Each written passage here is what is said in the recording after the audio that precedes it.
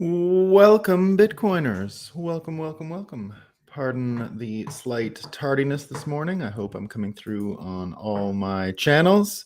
Robert, good morning. Good morning. Yeah, I was held up by the Midjourney experience. I wasn't quite getting the thumbnail I wanted today, but I finally figured out how to make them uh, wide. I finally figured out how to get the right aspect. My friend Alex McShane figured it out for me. All I was missing, so I kept getting these tiles. We were getting the tiles like squares, and I hated those black things, the margins that they created because I wasn't getting the right 16 by 9 aspect. I know CK told me how to do it. He says you got to write 16 by 9 at the end of your prompt. And I tried every single way. I tried make a thumbnail, make a this, make a that, and it just wouldn't do. I tried 60 by 9, but it turned out you just need to do dash dash. That's all I didn't do. Dash dash. I could have looked it up, but what are you going to do? Yeah, it looks much better wide, Mudcast says. They're all going to look better now. I actually had a great time yesterday with it. I couldn't get the prompt to give me the banana split that I wanted. It didn't understand banana splits, so I had to put ice cream and banana, and I wasn't. Some days it just doesn't want to do the Bitcoin logo, right? It just won't do it. Like it kept giving me C's, weird things that aren't letters. So all of that stuff. We'll get to that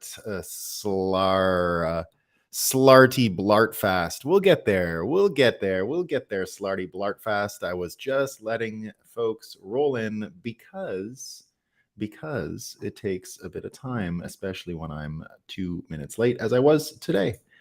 Johnny Rico, happy Friday, Johnny. Hope you're doing well. A smoggy good morning. Bitcoin Graffiti gives us the coffee, which we love, right? We love coffee. You can love anything. We don't care what you drink. Here we drink coffee because we like it. Good morning, Bitcoiners. B for victory, right? Now, no smoke in Maine, but it's been raining for a week. Has it really, Johnny? I didn't know that. I got out of, when I heard the weather was turning south because of the fires, I came to Montreal. It hasn't been that bad. We're close enough to the fires that everything's going down to the States. So sorry. Not sorry. You'll all be fine down there. I know it sucks. It does hurt my eyes. We get them every year, and not every year. We've had them many times in Montreal. I can't say it's an every year thing, but we've had it before. Now, I don't know about all this many fires starting at once. Who knows anything about that? People can definitely start them, right? That's for sure. Now, we're ready to, as our friend reminded us, that indeed, despite the smog, despite the thick coverage and layer of ash that's separating you from the sun, I can promise you, as someone who's above the smoke line, can tell you the sun came up this morning, everyone, and Bitcoin is running just fine, right? None of the Gensler stuff and the Binance stuff and the Coinbase stuff. None of it worked out for Bitcoin, right? We're good. We're doing fine. We got a sunrise. We got Bitcoin running. We're doing great. All that's left for us to do is have a coffee and talk about what's new. There's a lot new today. But before we get to that,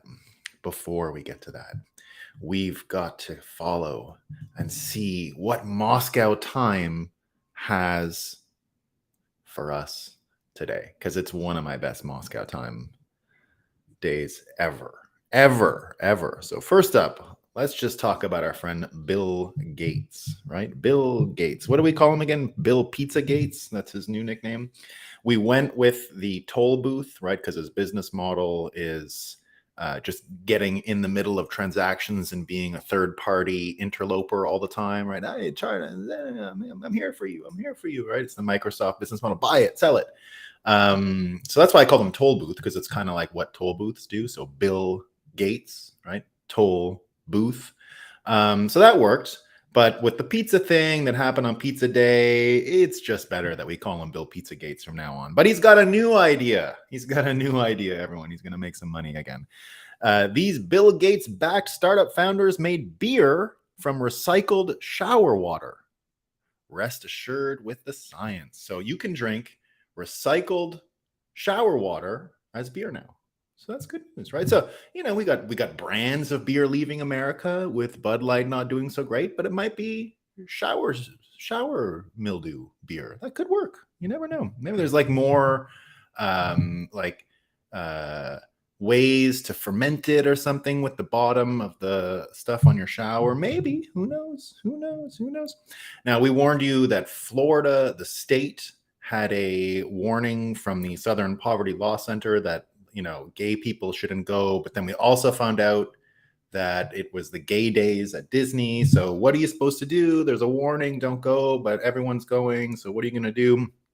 Well, this confuses things even more, because it turns out that this human rights campaign, here's a headline from today, that there's an LGBTQ state of emergency declared in the US by Human Rights Campaign. So we don't want that, right? We don't want states of emergency. No good. Very bad. Now, we got a couple here on flying, right? So there's some flying news. First of all, if you've been in the air lately and you're wondering, and I did wonder this, right? So there's like not all the pilots, because of the needle, some had to quit, and then new pilots came, and people have been talking about, oh, we're flying our planes with inexperienced pilots, and what are we going to do? And I have noticed I've had a few weird landings, and I've sort of banked in an angle that I'm not used to. I've been flying a lot over COVID, and I can tell you it's not quite the same. I don't know how bad it is, and maybe it's just narrative bias. But here's another explanation for the turbulence and the wild rides in the sky that I've experienced. So turns out, right, climate crisis is leading to more turbulence during flight. So it has nothing to do with hiring a bunch of inexperienced pilots. It has nothing to do with all kinds of people quitting their jobs. It's climate change. Of course it is. Who didn't know that? Come on, guys, climate change. And anyway, this is from the Royal Air Force in England, right? So now that you do have those pilots gone, a lot of commercial pilots come from the military first, right? They get their training in the military, they fly fighter pilots, but now the Royal Air Force recruiters is telling people to stop selecting useless white male pilots. All right, so they're useless. We don't need them, right? So they're gone. Sucky pilots. So there you go. That's our Moscow time. And Slarty Blartfast says, I only drink toilet water. That's a different kind of beer, I think. All kinds of stuff in the news. I mean, just all kinds, right? It is a very, very busy news morning. And first, I want to talk about Tucker. So he was back on his Twitter show. Tucker on Twitter, not afraid of Fox News potentially suing him for breach of contract, potentially losing some money. The lighting was a little different this time. He came up with video number 2. I think it was around 40 million views or impressions before I came on. So last time, I think in the morning, I was at 55 when I went live. So it's 15 million less. We'll see how it continues to slide. Normal, right? It's normal, the first one to last one. But remember, he's only got to beat about 4 to 5 million nightly views for him to surpass his numbers at Fox. So yesterday, he did his episode number 2, and it was all on taboos, right? Talking about how taboos and disgust are important factors for organizing a society. And he discussed the rapid change of taboos in America. Now, I've used that frame many times here before when I talk about fear, discussed, sort of mixed in terms of what motivates people a lot, right? Things that are very persuasive are usually the things that you're disgusted by or you're afraid of. They're part of the sort of prioritized level of persuasion, because nothing beats fear and disgust and those kinds of things. They're really intertwined. So for those of you who are new, you can sort of verify this because it goes deep into our language. So you can look at any society and understand the fears of that society very easily based on swear words, for example. Swear words will divulge what your disgusted by, what you're afraid of, and you can see it change between different countries very easily. So in Korea, this is a great example because they're very Confucian. The biggest swear word in Korea, if you want to get a fight going in Korea, you call somebody a puppy, right? Geseki, puppy, because not only are you young, so that's the Confucian hierarchy, you're subhuman. So you're a young subhuman. So it's very low on a hierarchical stance. The cute puppy is an imported English word. So if they do have cuteness in puppies, and they'll just say puppy, right? But the actual Korean word for a young dog is an insult. So you can track this throughout the world. Quebec and France are probably the most explicit examples of it because it's the same language, but it goes deep into their history. So in Quebec, all the swear words are based on religion, right? Religion looms large in the history of Quebec, even to present day. And if you want to start a fight in Quebec, you'll start saying chalice, tabernacle, wafer, right? So all the ceremonial pieces of Catholic culture. So hostie is like the wafer, right? That's what you say when you spill milk in Quebec. Oh, hostie, right? I spilled milk, wafer. If something's bothering you, you call it a tabernacle, that stupid tabernacle of traffic, right? I'm not kidding. These are the swear words in Quebec. And if you call someone one of these things, you're going to get if you say it in a heated moment, you might get punched in the face. Now, take France, for example. In France, it's all about being an inadequate lover, right? So a swear word in France, you spill some milk, you'll say brothel prostitute, right? So you're paying for sex, right? So you're not good at it. You couldn't charm her, so you got to pay. So that's bad. England, all about Victorian body disgust. So fuck, shit, you get it. In America, you want to start a fight, it's like you're a loser, you're poor, right? That'll get it going, right? You're a loser, bang, ready to go. So in America, the fear, of course, is not winning.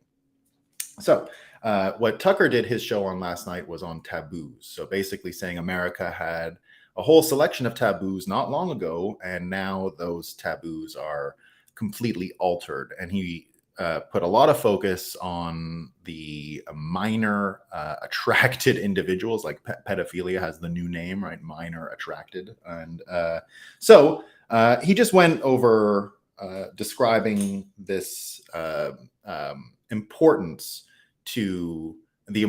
of having taboos, what they mean. And he asked his audience to cling to the taboos. Don't alter your taboos. Don't change your taboos. Your taboos are good for you, right? And disgust is good for you. Having things that you can be disgusted by sets an example of what you strive for. So it's one of these contrasts, opposite things. And indeed, it's a pretty good way of interpreting it, a pretty good way of understanding it. And it's something that I've used for a long time. And as I said, with the swear words, you can sort of see how it works out. But again, that's the whole point here of the people being motivated by what they're afraid of, by what disgusts them, and they're related in that way. Now, I bring all of this up. Because he also wanted to describe in the show how the White House is trying to construct a new disgust and taboo subject, which is the white supremacy thing, right? So white supremacy being the worst thing you can be, and Biden has said it several times, right? He said several times, the number one threat to America are the white supremacists. The number one threat are these things. And he mentioned that, for example, the FBI field office in DC, so they have a field office in DC, they've released 11 press releases in the last month. 10 of them have been about white supremacy. None of them, obviously, about anything else that's going on in the world. We're going to talk more about the FBI, Hunter, and all of that kind of stuff. But the point is, the whole thing has been geared towards what Biden has been talking about. Yet Tucker said, well, just describe the threat. Like, where are these people? What are they asking for? What injury are they going to heap upon America? Is there a plan to kick not white people out? What's going on, right? So he was saying, why aren't we even talking more about this? Why is it just a couple of throwaway lines from the president and a couple of FBI releases? He's saying that they're trying to reconstruct the things that you should be more afraid of and have as taboo, and replace the ones that are currently taboo, like minor attracted stuff, right? So, and he was describing just how much that's changed. Even having a conversation with young people about sexuality a few years ago was enough context for you to be called a pervert and all that stuff. And now, you go to these elementary schools and it's a big party. So he was talking about that: fears, motivation, taboo. Now, the reason I bring all of that up first, right? The reason I bring all of that up first is a really important one, which is the following. With what happened with Trump yesterday, the Banana Republic indictment of a candidate and former president by a current president against whom he should be running in a few weeks really does reek of America becoming a banana republic. And a lot of people talking about that yesterday. So this is the documents hoax, by the way. Well, first, let me just read what it's about, because again, Trump, he's got to be one of the greatest writers of our era. He has to be, right? Who could write this kind of stuff? So this is what he has to say about his new indictment, the second one, right? So, statement by Donald Trump, the 45th president of the United States of America.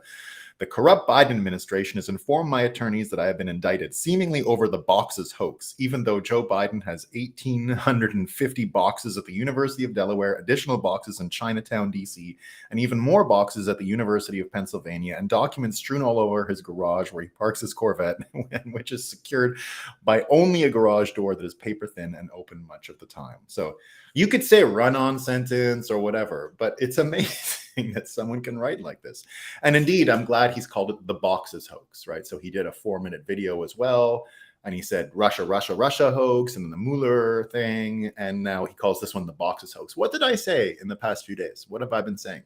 That it was going to be the summer of the new hoax, because when you have the mainstream media over the summertime, the talented hosts have to take some rest, and then there's not as much news because no one's paying attention. So you really got to work hard to conjure up some hoaxes, right? And there's sort of a blueprint. The reason why this one makes the most sense is because it feeds to everyone's biases. Oh, Trump, he's got some relationship with a weird country, Iran, right? And Israel, this has to do with the Israel thing. So because it appeals to everyone's biases already, they're going to believe it, right? So it's a narrative bias approach. There's enough people out there who think Trump is just the worst, and this is just another example of how he's the worst. So it's effective.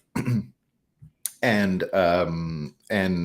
the boxes hoax, like we said, was going to be the story of the summer, because it sort of writes itself. You can do a bunch of these what if, right? It's the what if summer. It's going to be a what if the document in the Biden, in the what if the documents that he was supposed to hold were really about him selling information to sell America out to get a little richer. And it's going to be all those kinds of things, right? So now everyone today talking about the Banana Republic part of it, right? So again, the beauty of it is that we know Biden has been accused of the exact same thing, leaving documents all about, just like Trump mentioned. And now that they're indicting Trump, it really makes it clear this is politically motivated. It really takes the bloom off of the U.S. Democratic rose, right? And lots of people coming up with that too, right? Saying Venezuelan strongman Hugo Chavez came to power and then indicted the leaders of his political opposition. So did Evo Morales in Bolivia and Daniel Ortega in Nicaragua. And now it's Joe Biden. So, not just those people talking about it. Here's even Rachel Maddow, right? You can see how the lies get kind of backwards and confused. So she goes on to MSNBC with Lawrence, whatever his name is, right? Another one of these fake news guys. And he goes so Maddow goes, you have to wonder if the DOJ would drop Trump's case if he never ran again, right? And then the fake news guys disagreed by accident, right? So he goes, but that's what Trump is accusing the DOJ of doing, right? He's like telling the world that the DOJ is putting all these charges on him so that he won't run, right? So Rachel Maddow forgot the lie for a second and kind of fell for it. Vivek Ramaswamy. So a lot of people saying, I stand with Trump. There's a lot of that, right? You've been seeing a lot of that. Vivek Ramaswamy saying we can't have 2 tiers of justice, one for Trump, another for Biden, one for Assange, another for Manning, one for BLM Antifa. another for peaceful protesters of January 6th. Oh yeah, by the way, the of those 11 press releases I was just mentioning about the FBI, white supremacists, and January 6th. I forgot to mention the January 6th. It wasn't just white supremacists. The 11 press releases, 10 of the 11 from the FBI that Tucker was mentioning on his show, it wasn't just white supremacy. It was the January 6th thing, which is kind of the same thing. But pardon me, I misspoke when I was reminded by Vivek's tweet here about January 6th. And Vivek goes on to say, I never thought we'd see the day when the US president deputizes the DOJ to arrest his lead rival in the middle of an election.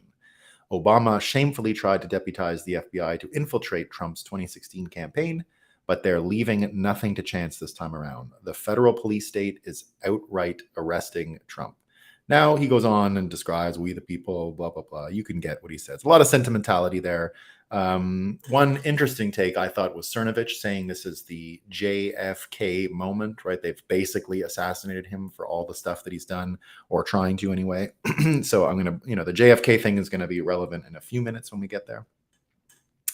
Now the other part that makes it really funny is that yesterday we found out, remember what we said? We're going to have a race between the hot media, right? So that's the brain on fire, dopamine dealing drug dealers of the mainstream media, selling you the boxes hoax story all summer with what if context. What if Spider-Man was bitten by an even bigger spider and had more powers? What if Spider-Man was a girl and got bitten by a spider, right? The what if comic genre, the multiverse comic genre, right? It's all multiverse now.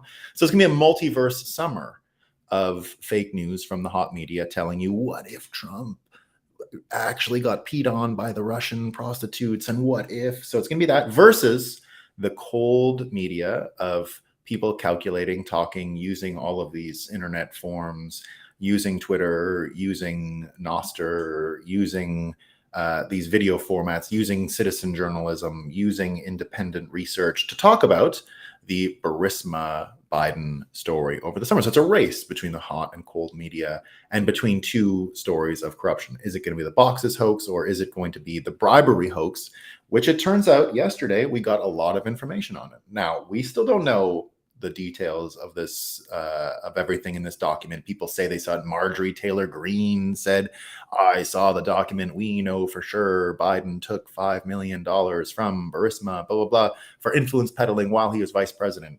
Maybe, right? I'm not saying no. I'm not saying no. And I think they're going to find something there. I want to believe it, right? There's a lot of narrative bias around this one. So you've always got to be careful of narrative bias, right?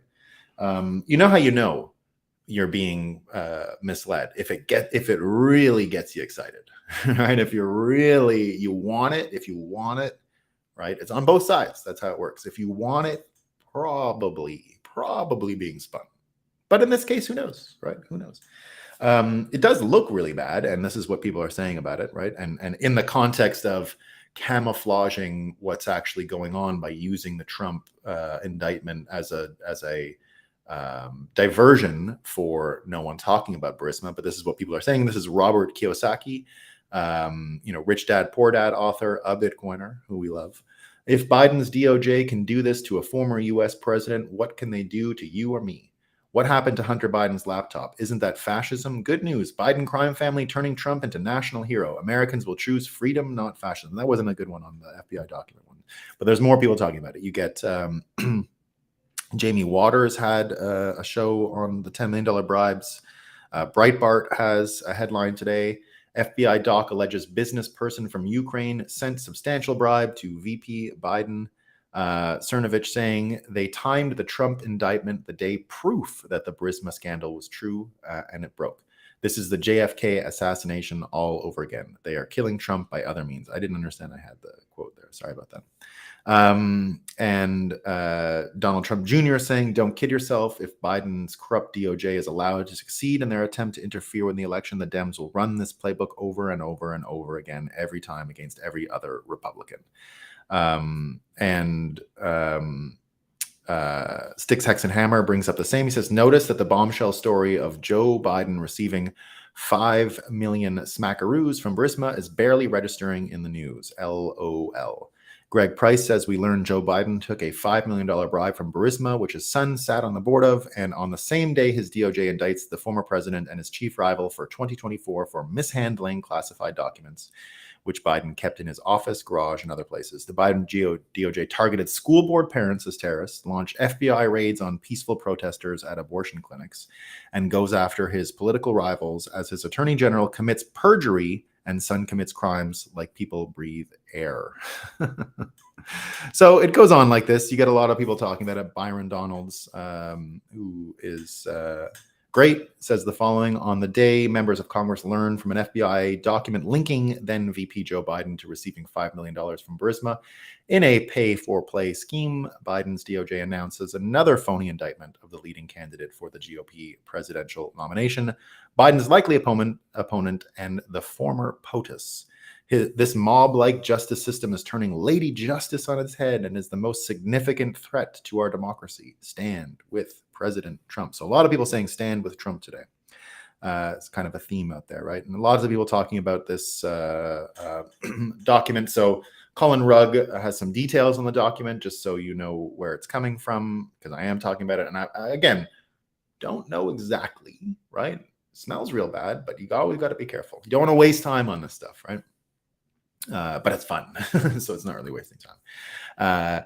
More details relating to the FBI document that allegedly claims Joe Biden accepted a $5 million bribe have been released. A Burisma executive told the FBI source that Burisma had to pay the Bidens because Viktor Shokin, a Ukrainian prosecutor, was investigating Burisma. Shokin was the prosecutor that Biden publicly bragged about getting fired. The $5 million payment was a retainer, according to the source. The Burisma executive allegedly paid the Bidens through so many different bank accounts that it would take investigators 10 years to unravel. The FBI source is a regular, reliable source and has been paid $200,000 by the Bureau. So all of this, now remember, this is where I'm leading up to with this. Now remember, do you remember what they impeached Trump for the first time, right? Don't you love that he was impeached twice too? It's the best. It's like the best thing he did in his presidency, impeached twice, right? So he was impeached in the lead up to COVID about this, about asking questions about this exact thing, right? So now we're finding out, maybe true, but he had legitimate reasons to ask questions at the time, of course. And all of this to me ends up creating the following scenario. Because it has become so blatantly and obviously a banana republic, because it is so clear that we're seeing America corrupted, we're seeing America abused, right? And we're seeing the systems completely manipulated for the benefit of a few. One of the interesting things that happens, if you bring it back to what Tucker was saying about fear and taboos, one of the great fears and taboos that Americans had were being not patriotic, not believing in America as a shining light on a hill. And now I do believe in American exceptionalism, right? I do. Like, we're not here to shit on Americans and America. Like, the history is unprecedented and amazing and beautiful, and the whole world benefits from everything that's happened in this place, including the stuff that's happening now. But this idea that America is becoming a laughingstock and that Americans themselves are no longer blinded by fear of their government, in a sense. Like, do you know what this is going to do for people who just don't want to pay taxes anymore? Like, how many, I bet you the percentage of Americans who are just done with taxes is going up every day because of this kind of behavior. And you're going to see more and more Americans, and it's what we've been talking, that's why we call this show The Breakup. The whole point of this show being called The Breakup is so that Americans understand that they're in a toxic relationship with institutions, with money. We all love money, right? Everybody loves money here. It's hard, you're hardwired to love it. There's nothing you can do about it. You love it, right? Now, you can be in a bad relationship with something you love. And if you are in a bad relationship with someone you love, someone you love, you got to change it. You got to break up. You got to do something different. You got to find a way to make your life better.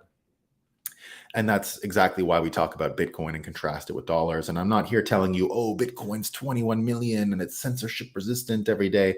What I'm telling you is it's an alternative to this system that's broken and is not salvageable and is not going to get fixed.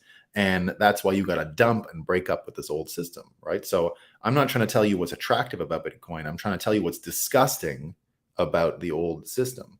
And the disgust, fear, taboo aspect of this is indeed, according to Tucker Carlson, he's right. It's changing very quickly, but in good ways too. It's not just changing in ways that has parents celebrating and clapping while their kids watch strippers at their school, right? That's not the only way taboos are changing.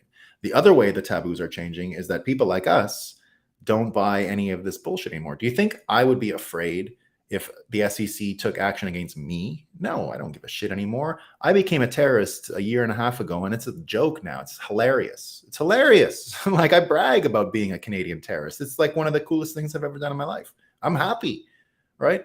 Now, I shouldn't be, I guess, right? But it's hilarious. Like, it's a punchline to me. I tell people, what about Canada? Well, I'm a terrorist up there. It's a shithole. What are you gonna do, right? I got to go other places.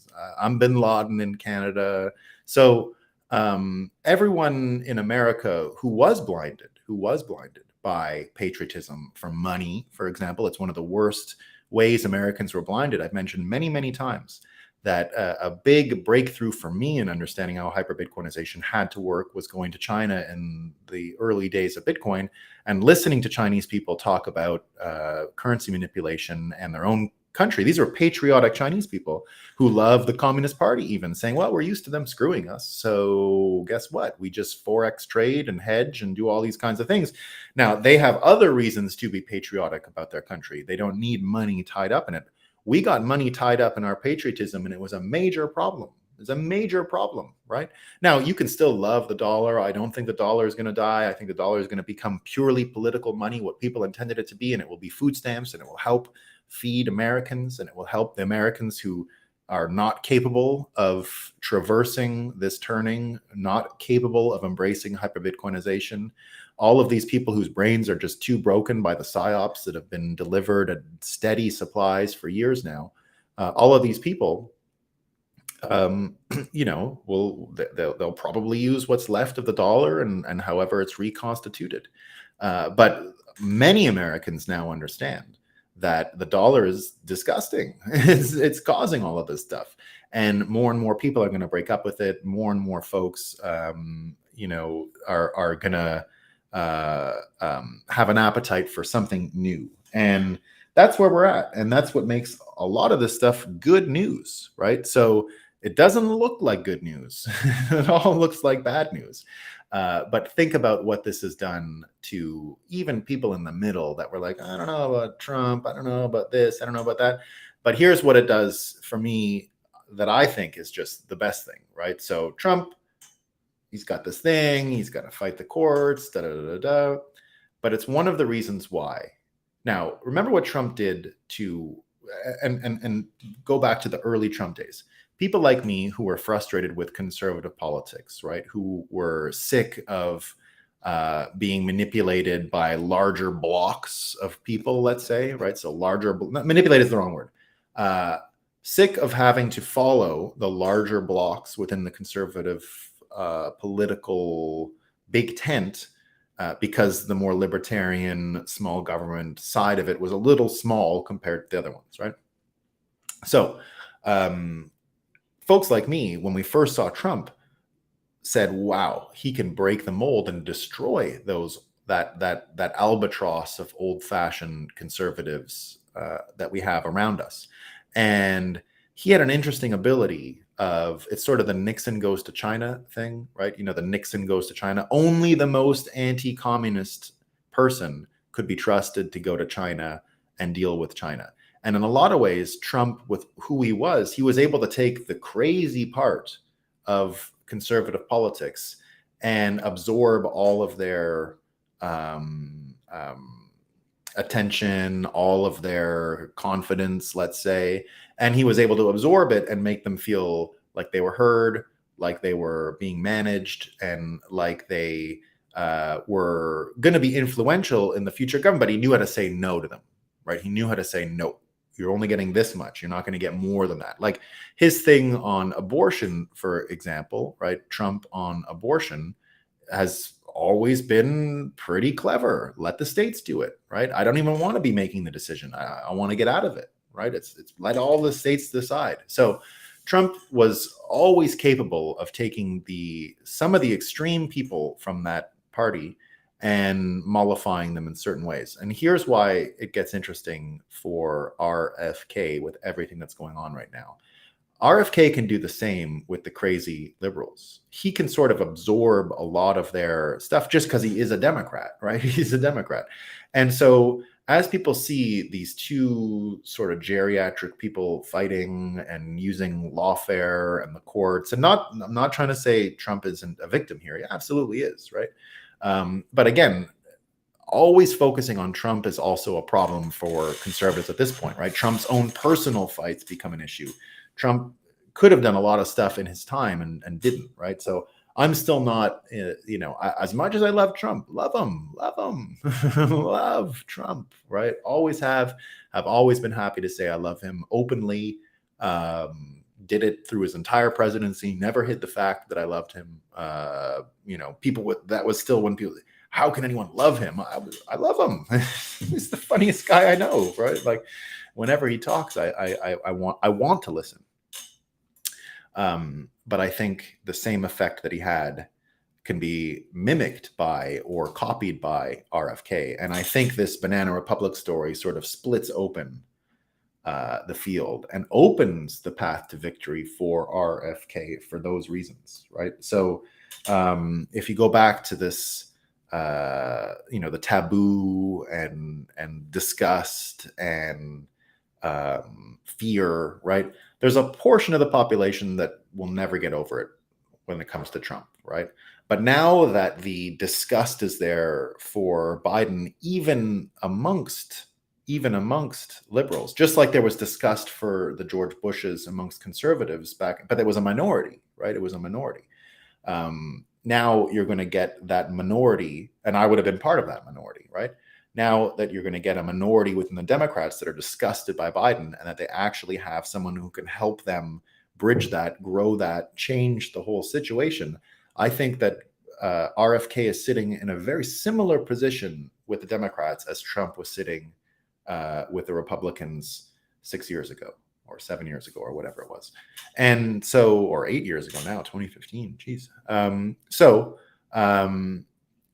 that whole aspect really means, and I think all this Banana Republic stuff, all the stuff you're seeing in the past couple of days about the Banana Republic absolutely opens the doors to RFK. And I now think, from what I see today, looking at all the candidates, I think he has the best chance. I really do. I really think he has the best chance now because he's only got to beat Biden. Now, I understand a lot of people are going to celebrate Donald Trump over the next few days and say, wow, Trump is this and that and da da da da, and we've all got to stand by him and we've got to protect him from all of this stuff. But again, look what else we've got going on in America. And I think things are going to change quickly about the Trump love fest and the Woodstock thing around saving our democracy for Trump, right? All that Woodstock Trump January 6th stuff. The reason it's going to change is because a court yesterday in the UK, right? A court yesterday in the UK has said that Julian Assange, his appeal to not be extradited was rejected. So it looks like he's going to be sent to America for what? Trial, which is what we want. Honestly, it sounds bad. It sounds bad, right? He's getting extradited to America, all this stuff, right? But here's what it will do. It will embarrass Trump because guess what? This is the unforgivable thing Trump didn't do while he was president. He had a chance to do this. And this would have been his number one proxy advocate for the deep state and for what they did to Trump. And he didn't take it. Now, I understand what they did to JFK. I understand they can pop a cap in his daughter, in anyone. This is dangerous business, right? Never forget that. And do have sympathy for Trump. Whatever he was up against at that time was probably bad, right? I don't think I would have done differently than Trump necessarily. I can't promise that. I'm not even going to say I could, right? But doesn't matter. It happened and there are effects. And now the best case scenario for all of us, I believe, is not actually in the end a pardon for Assange. That's not the best case scenario, simply because it helps Trump. It would have helped Trump with having a surrogate, having someone fight for his talking points and all that kind of stuff.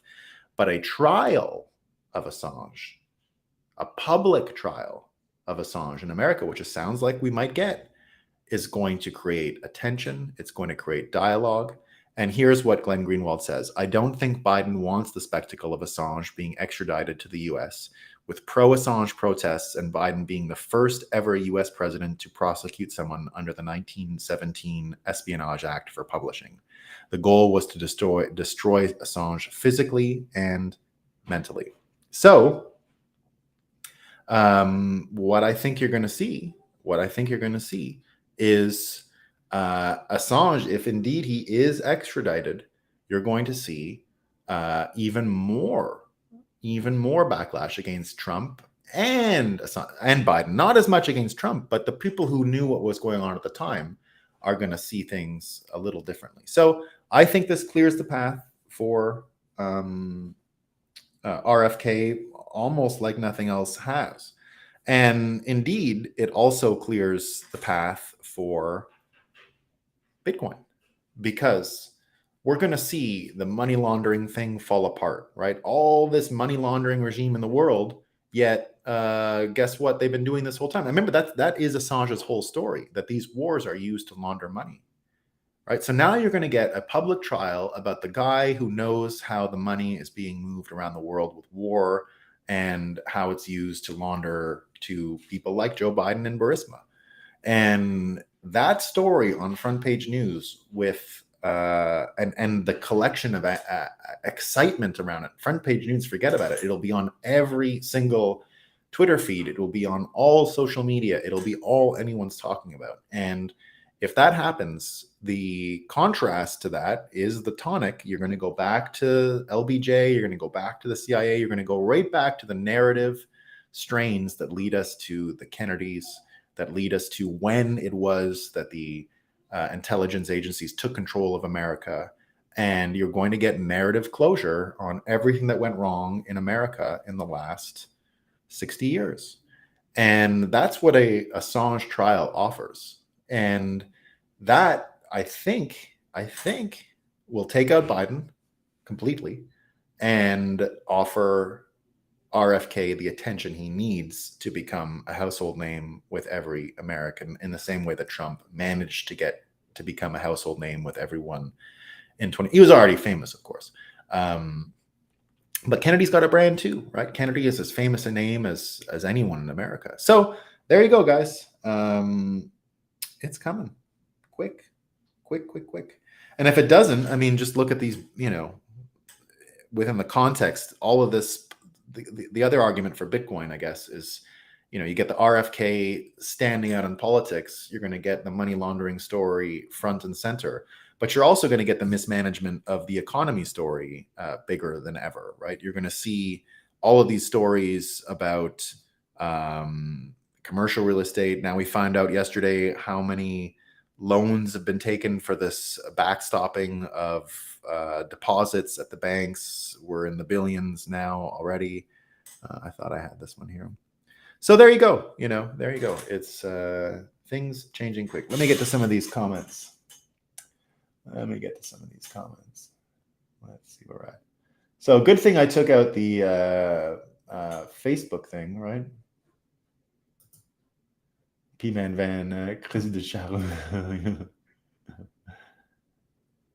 Trudeau is a swear word. Yeah, why not?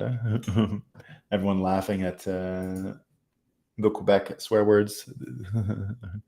No, hostie de Chris de tabarnak. And then Chris is like Christ, right? De Chris de tabarnak. It's Christ of tabernacle. So he's missing a T in the way he spelt it, but you wouldn't pronounce it necessarily.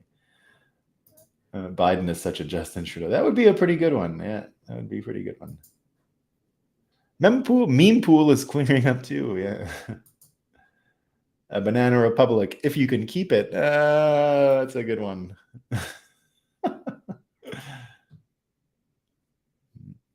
I have a feeling this will backfire. Yeah, it's going to backfire. This is a major backfire.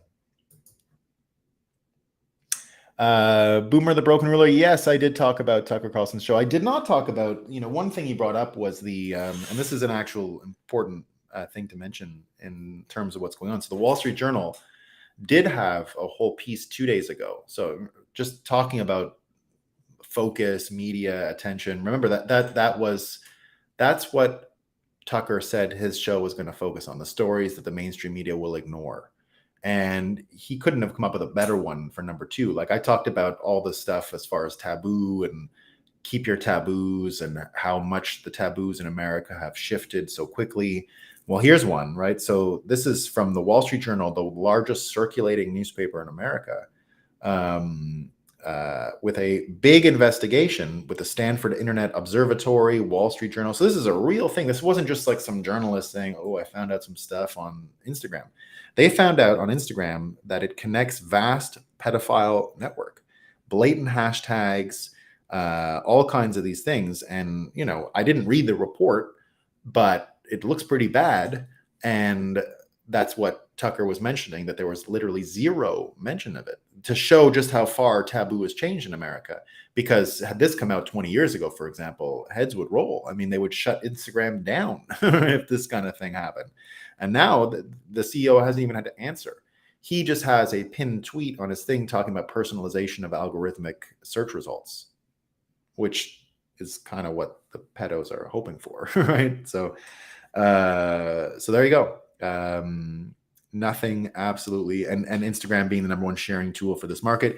Even Elon Musk saying extremely concerning about that Wall Street Journal article. So that's just something I wanted to add to it. But really, really bad. No good. And another reason why people are going to abandon this stuff, right? What about, I don't know that one.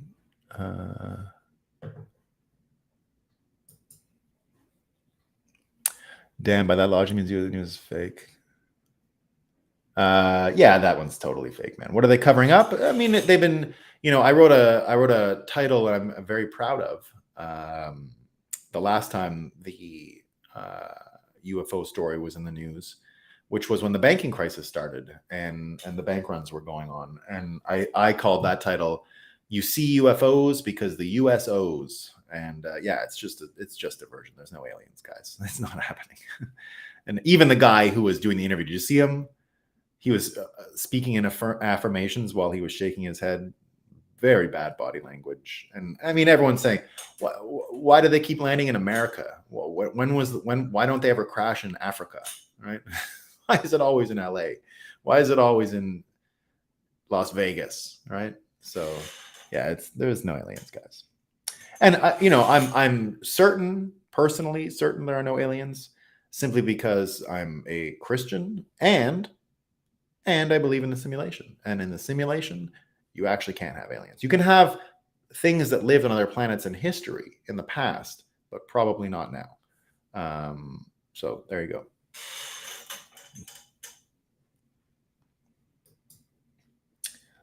The green glasses are breaking, indeed. When your parents call you a terrorist, you made it. That's what I think. Johnny Rico, my wages are being garnished. An entire day of my check goes to the state. It sucks. I need a new non-taxable income. Yeah, that's, I tell everyone that's some of the more important things you can be doing is finding ways to do that cleverly. But again, here's the thing about fear and taboo. People are going to be less afraid of these people, right? Way more scofflaw is coming because these people don't cultivate any respect. They don't cultivate it, right? And if you don't cultivate it, and if you don't really cultivate fear anymore, like who's going to be afraid of these people? They're going to show their limp dick abilities against Trump. Trump's not going to go to jail for this stuff. It's ridiculous, right? And even if he does, like, it's better, right? Like, more people will think they're a joke. So there you go. Nixon indeed was an accelerationist. We love Nixon. I knew Watergate was fake news my whole life. I knew that. Johnny Rocco, before your wages even get to the top line of your pay stub, the employer has to pay taxes on it. After you get paid, you tell. Yeah, it's disgusting. I disapprove. Banana Republic. Kamala Harris will be the next president, I bet. Well, he won't make it, so you're probably right. I don't think she'll get elected, though. She is. I thought she would have won. I thought she could have beat him in 2020, but I didn't realize just how rock bottom stupid she is. I didn't know. I thought I'd seen her like prosecuting in the Senate, right? Because she was a lawyer. She's good in that conditions. She is the worst public speaker I've ever seen in my life. She's so bad, and she's an alcoholic. I think, so she's pretty useless. Nolan, did you see the Liberal MP in Canada that called for Assange's release? Joel Lightbound. No, I didn't, but I will check that out. Aliens will save Assange. Can't wait to see what Gensler's cooking up for the ETH case. Yeah.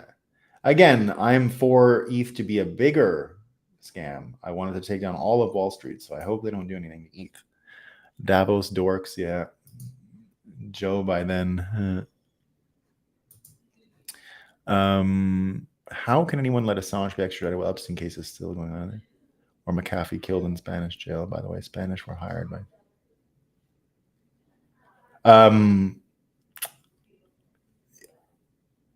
Still, I know it's hard for Assange. He's been through a lot. But for our benefit, I hope he comes and is extradited to America and has a public trial. Because it will be excellent,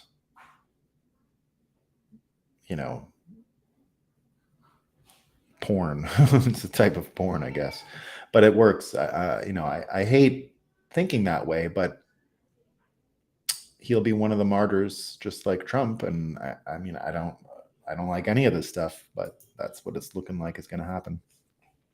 A truly banana republic. Would I have the DOJ lay some charges? I think they're gonna. He's been arrested a few times, if you guys didn't know that. Heroin, pot, environment stuff. He spent some time in jail. AI is the aliens. It is.